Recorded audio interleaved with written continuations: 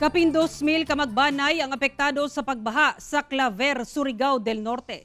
Pagpaubo sa lungsod sa state of calamity, girekomenda na.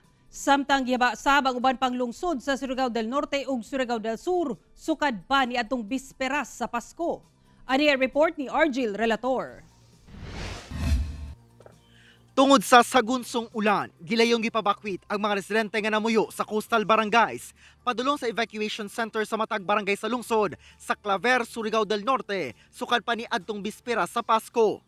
Adlaw sa Pasko, nagpahigayon og rescue operation ang mga otoridad sa lungsod tungod sa pagbaha. Gilayong sagba nagpahigayon og clearing operation ang engineering office sa mga dalan nga dunay midahiling yuta. Milibot sab ang mga personahe sa Municipal Health Office sa mga evacuation center aron i-check ang kahimtang sa mga mibakwit. Parayon sab ang paghatod og relief pack sa mga apektadong pamilya.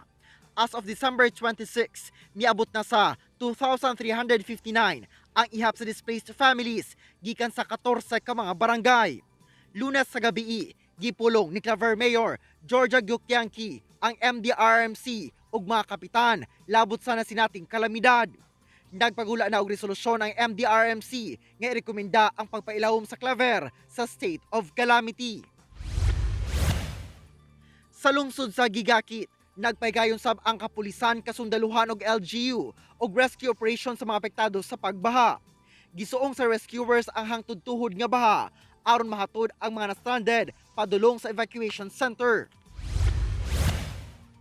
Sa Carrascal, Surigao del Sur, gilayon sab nga nagpatuman og forced evacuation ang MDRMO sa mga residente sa mga gibahang barangay tungod sa walay puas nga pag-ulan. Natala sab ang landslide sa barangay Bacolod, Panikian ug Dahican. Hinuon, gilayong nagpahigayon og clearing operation ang Municipal Engineering Office. Dili sab maagian sukad adlawng Lunes ang Surigao-Davao Coastal Road, kilometer 90, alang sa pag-rehabilitate sa nadanyos nga dalan tungod sa landslide. As of 11:30 sa buntag karong adlaw, maagian na ang one lane alang sa light vehicles ug mga bus. Sa Tandag City, nagpagula og kamanduan si Mayor Roxanne Pimentel nga suspendido ang trabaho sa gobyerno ug pribadong opisina adlawng Martes. Human lakip ang lungsod ubos sa red rainfall warning. Nakasinati og pagbaha ang pipila ka lugar adlawng Lunes, diin niabot sa 2,372 ka pamilya ang apektado gikan sa 21 ka mga barangay. Gibaha sab ang lungsod sa San Miguel, busa gilayong ipabakwit ang mga apektadong residente. Suspendido sab ang trabaho sa lungsod.